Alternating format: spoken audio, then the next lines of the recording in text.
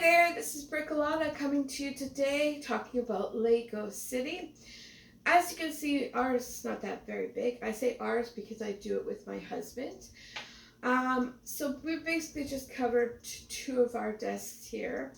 And we have, I think, two large gray plates. And then we have the old-fashioned street plates. I mean, I think we have like 6 of those. So not very big. And then also our coverage for our buildings. So I'm not really doing a review of the city. I'm not going to move the camera around and show you. But I wanted to talk about what you actually do with your city. I'm very curious. Do people just build, update, continue to work on the little details, that kind of thing? Or do you guys do more? I want to know. So my husband and I, we decided that we would play a game with it. So each minifigure gets a card. And so I cut, just for information, I cut these out on my Cricut with craft paper, and I made cards. But you could easily use index cards, anything that you can find at the dollar store that would work. I like them just because they fit nicely with the angles in my hand, and they're not too big, but they give me the information I need. So each minifigure has a name and then information of if they're married or if they're dating someone in the city, you know, personal life information. And then I picked 3 different types. You can be good, you could be a mix of good and evil, or you could be, you know, the bad guy. You could be evil. So this is, this one's good. Then you get to pick your levels. So we decided to go from level 1, which is like the worst level, to 5, which is the best level. And then depending on what level you pick, you get then a certain amount of stats. So if you're level 1, you have a strength of 3. That means that every time you attack, you do 3 damage. And then a stamina of 3 means you only can attack 3 times with your stamina level. And then there's a health points, HP, of 12. So it means every time you get assaulted, this is not a kid safe video, I guess. I know that Lego traditionally doesn't do anything like this, but we thought it would be good drama, good fun.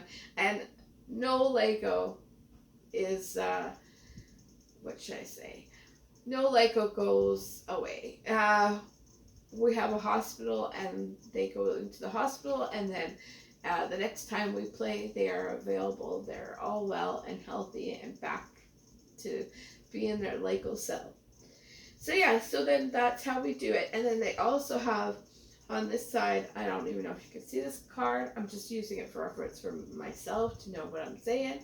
It's a skill level. So they have so many points that they can put towards a skill.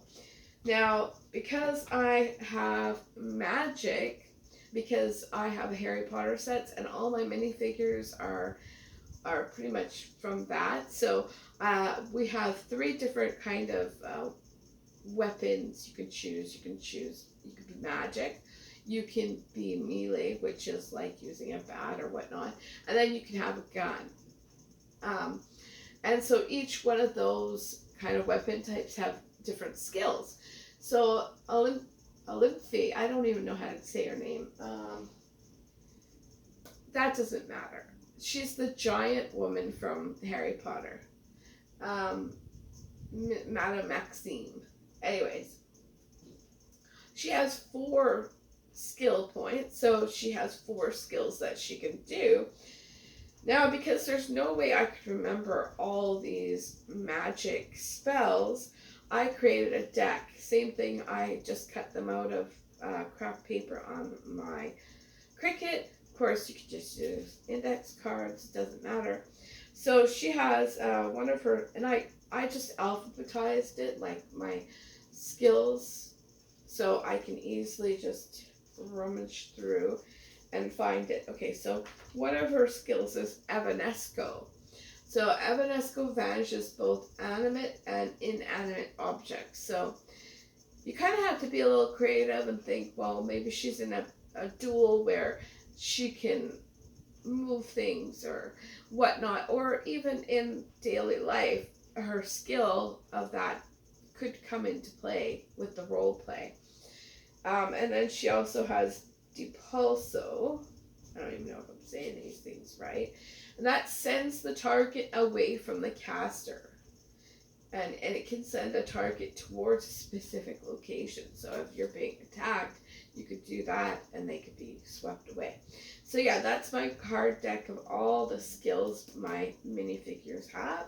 So we have a card deck for the weapon skills, a card deck for the minifigures, and then I have a few more cards like this that shows the different levels, what the stats are, just for variation. I have a card that just tells our specific. We have a few rules, like if you lose all your HP, you are defeated, you go to the hospital, and then you return back to health after the fight. And then, you return back after you've done the play, but if they rolled and escaped, then they return back to health after the fight.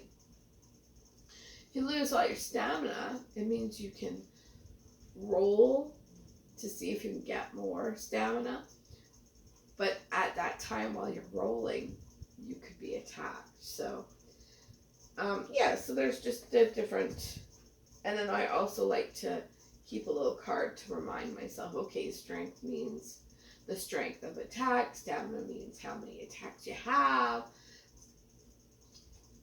and then I just have a card, because I'm still building here, of all the little shops and everything I want, what community lots I want. Yeah, so that's it. Basically we use dice.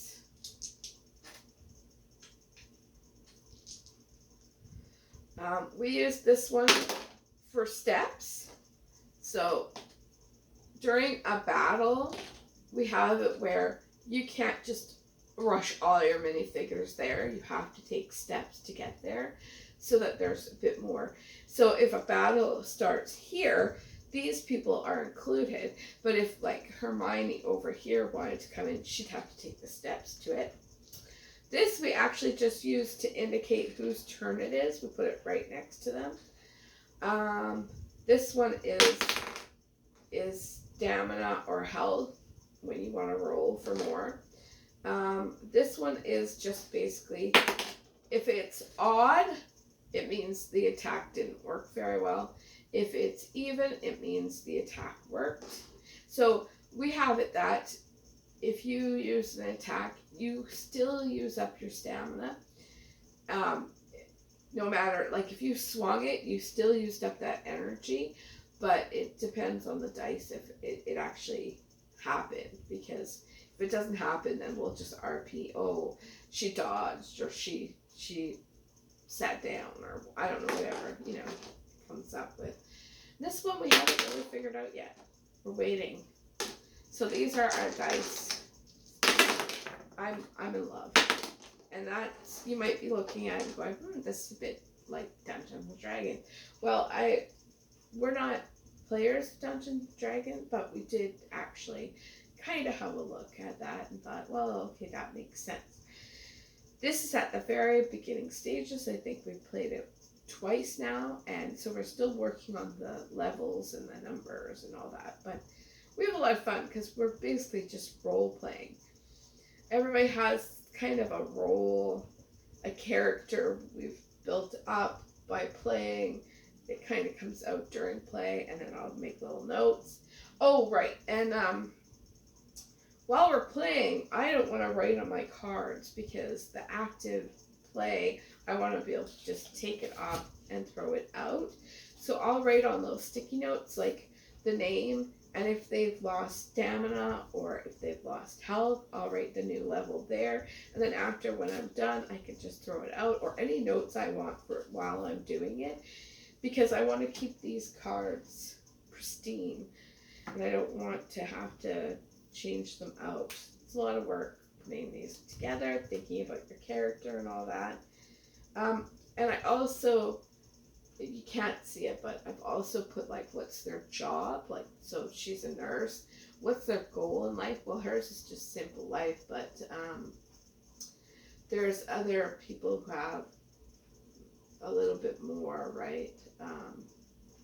Like Ron Weasley, his job is the DJ and bartender at the local restaurants, kind of slash pub bar, whatever. And his whole goal is just to bring the fun, be the guy that brings the money.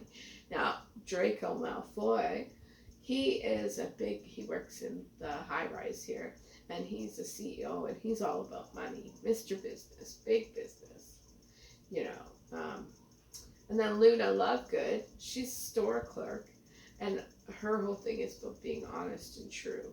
So it just gives you little snippets into their character and what they're about and their motivations to start with, and then you kind of build and from there and know what you want to do with them. And I even add accents to my character some.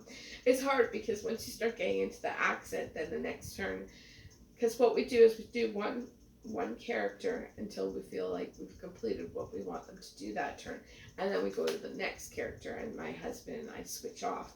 And so we basically are actively role-playing, like, and I know this may be silly, but we think it's fun. And we get into a lot of drama, a lot of stories, ideas, and then we're actually using our Lego city for fun.